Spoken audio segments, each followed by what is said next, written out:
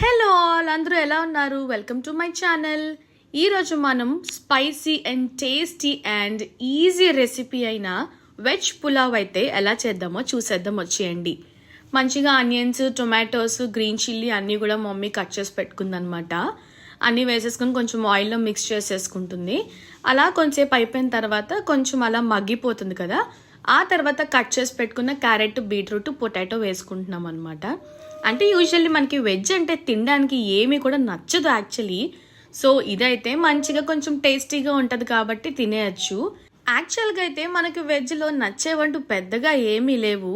So మా మమ్మీకి ఏదో ఒకటి చేయమ్మా వెజ్లో మంచిగా స్పైసీగా అంటే, సరేరా నీకోసం వెజ్ పులావ్ చేస్తానని చెప్పి చేసిందనమాట. It's just half an hour procedure అంతే. అది కూడా విజిల్స్ రావడానికి 15 మినిట్స్ టైం పట్టింది తప్పితే మిగతా ప్రాసెస్ అయితే జస్ట్ 15 మినిట్స్లో మొత్తం కంప్లీట్ అయిపోయింది. ఇంకా అలా సింపుల్గా జస్ట్ బేసిక్ ఇంగ్రీడియంట్స్తో చేసేసుకోవచ్చు. ఈ రెసిపీ అయితే మాత్రం వంట రాని నాలాంటి వాళ్ళు కూడా చాలా ఈజీగా చేసేసుకోవచ్చు. మనం పెద్ద చేసేది ఏం లేదు యాక్చువల్గా చెప్పాలంటే.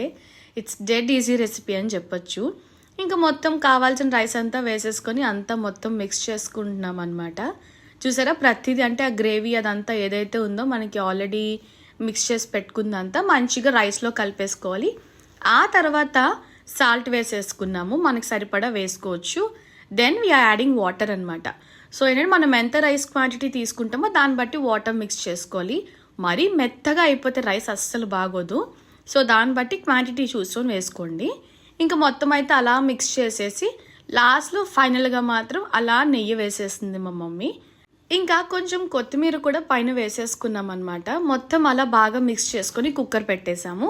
దెన్ కుక్కర్ పెట్టినాక మేమైతే 3 విజిల్స్ మాత్రమే ఇచ్చుకున్నాము. మాకు అలా ఎగ్జాక్ట్గా వచ్చింది కన్సిస్టెన్సీ. చూసారా, చూడటానికి ఎంత బాగుందో.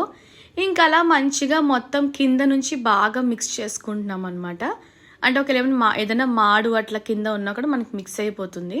చూసారా, ముక్క కూడా చాలా బాగా ఉడికాయి అన్నీ కూడా, క్యారెట్, బీట్రూట్ అన్నీ. మేము యాక్చువల్లీ కొంచెం పెద్ద పీసెసే కట్ చేసుకున్నామంట, ఎందుకంటే ఆ రైస్లోంచి క్యారెట్, బీట్రూట్ తీసి పక్కన ఈజీగా పెట్టేయచ్చు కాబట్టి. ఇంకా ఫైనల్గా నేనైతే నా బాక్స్ పెట్టేసుకున్నాను. వెళ్ళి నా కొలీగ్స్తో పాటు షేర్ చేసుకుని మంచిగా తినేసాను. టేస్ట్ అయితే సూపర్ ఉంది.